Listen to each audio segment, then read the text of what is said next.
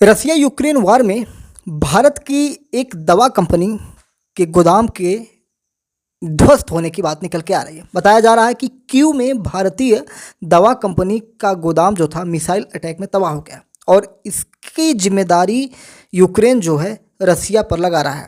कहा जा रहा है कि रूस ने भारतीय दवा कंपनी के गोदाम पर मिसाइल दागे हैं।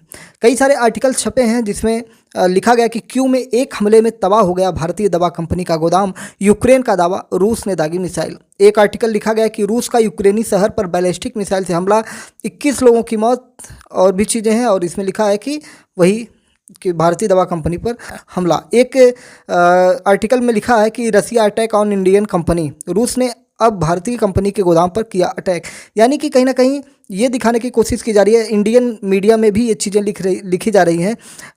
एक इंडियन आर्टिकल लिखा है कि क्यू में भारतीय दवा कंपनी का गोदाम तबाह, रूस ने किया मिसाइल अटैक, यूक्रेन ने लगाया बड़ा आरोप। एक ने लिखा है कि क्यू में भारतीय फार्मा कंपनी के गोदाम पर रूसी मिसाइल का हमला, यूक्रेन का आरोप। मैं इसलिए ये आर्टिकल बता रहा हूँ। एक और आर्टिकल है, भारतीय फार्मा कंपनी के वेयर हाउस पर दोस्त रूस ने दागी मिसाइलें, बोला यूक्रेन दूतावास। क्यू में भारतीय दवा कंपनी के गोदाम पर मिसाइल से हमला, यूक्रेन ने रूस पर लगाया आरोप। ये हिंदुस्तान ने लिखा है। अभी कुछ ही देर पहले, 2-3 घंटे पहले द हिंदू ने भी इसको कवर किया है और उसने भी आर्टिकल लिखा है जिसमें यही बात की गई है। क्या है पूरा मामला, थोड़ा सा डिटेल में आपको बताएं और जिससे आपको चीज़ें स्पष्ट हो जाए।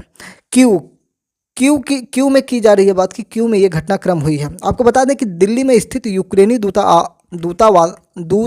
दूतावास जो है, दूतावास जानते हैं ना, जहाँ पे हर देशों के राजनयिक बैठते हैं, वहीं पर दिल्ली में भी है और पूरी दुनिया के लोग यहाँ पे बैठते हैं। तो इनके द्वारा ये आरोप लगाया गया है कि रूस की एक मिसाइल थी, वो क्यू में गिरी है, एक कंपनी पर गिरी है और वो कंपनी किसी और की नहीं, भारत की है। भारतीय फार्मास्यूटिकल कंपनी कुसुम है, कुसुम के गोदाम पर यह हमला हुआ है, जिससे बच्चे और बुजुर्गों के लिए जो जरूरी दवाइयाँ थी वो नष्ट हो गई हैं। और दूतावास ने यह भी कहा कि रूस ने भारत के साथ विशेष संबंधों के बावजूद जानबूझकर भारतीय व्यवसायों को निशाना बनाया है। कहीं ना कहीं इसका इफेक्ट तो वर्ल्ड लेवल पे पड़ेगा। भारत और रसिया के रिश्तों में भी अगर इस जानबूझकर ये मिसाइल छोड़ी गई है तो कहीं ना कहीं असर पड़ने वाला है। यूक्रेन की राजधानी क्यू में है ये भारतीय फार्मास्यूटिकल कंपनी का गोदाम और अब ये पूरी तरह तबाह हो गया है मीडिया रिपोर्ट्स के अनुसार।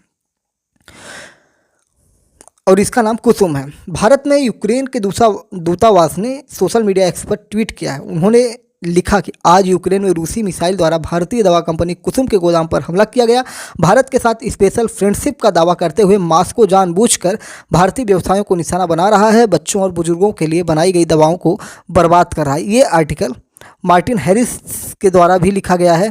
यूक्रेन एम्बेसी इन इंडिया के द्वारा लिखा गया है। स्क्रीनशॉट हम आपको दिखा रहे हैं, दौड़ रहा है स्क्रीनशॉट आपकी स्क्रीन पर, उसको देखिए, थोड़ा नज़रें स्क्रीन में भी लगाइए, आवाज़ सुनिए, लेकिन थोड़ा आर्टिकल्स भी देखा करिए।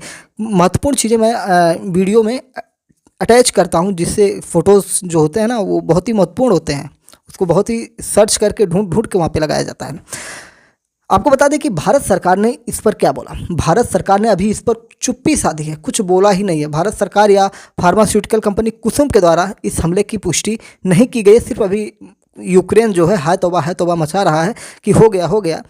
बाकी भारत ऐसे ही डायरेक्ट नहीं बोल देगा कि वो बोले और तुरंत ये लेके माइक चिल्लाने लगे, हाँ मार दिया। ऐसा नहीं होने वाला है। भारत उसको समझेगा, जानेगा और फिर पुतिन और नरेंद्र मोदी की जो एक कहा जाए कंपनी है, दोनों एक साथ, दोनों की दोस्ती है और इस कारनामे के बाद तो थोड़ा सा खटास आएगा, लेकिन अगर बातचीत करेंगे तो उससे चीज़ें स्पष्ट होंगी। और जब तक भारत सरकार इसको नहीं कहती है कि हाँ ऐसा हो चुका है, तब तक आप सिर्फ यूक्रेन के द्वारा किया गया दावा ही इसे मानिएगा। यूक्रेन में ब्रिटेन के राजदूत मार्टिन हैरिस ने भी पोस्ट पर दावा किया कि रूस की ड्रोन अटैक में भारत की प्रमुख फार्मास्यूटिकल कंपनी कुसुम के दवा गोदाम को निशाना बनाया गया और उसे तबाह कर दिया गया। यूक्रेन के नागरिकों के खिलाफ रूस का आतंक अभियान जारी है। रूस और यूक्रेन के बीच जानते हैं 2022 से ही लड़ाई हो रही है और अभी तक 3 साल में लगभग 1.5 लाख लोगों से ज़्यादा इस संघर्ष में अपनी जान गंवा चुके हैं। दोनों देश बीते महीने तय किए थे कि वह एक दूसरे के ऊर्जा सुविधाओं पर हमला नहीं करेंगे, लेकिन दोनों ही एक दूसरे पर आरोप लगा रहे हैं कि ऊर्जा सुविधाओं पर हमले जारी है। सिर्फ कहने की बात है, बाकी सब एक दूसरे पर हमला कर रहे हैं। प्रधानमंत्री नरेंद्र मोदी ने पिछले महीने लेक्स फ्रीडमैन के पॉडकास्ट में कहा था कि रूस और यूक्रेन के बीच संवाद ही इस क्षेत्र में शांति स्थापित करने का एकमात्र रास्ता है। तो प्रधानमंत्री नरेंद्र मोदी भी पॉडकास्ट में आते हैं और उसमें उन्होंने अपनी ये बातें बोली थी।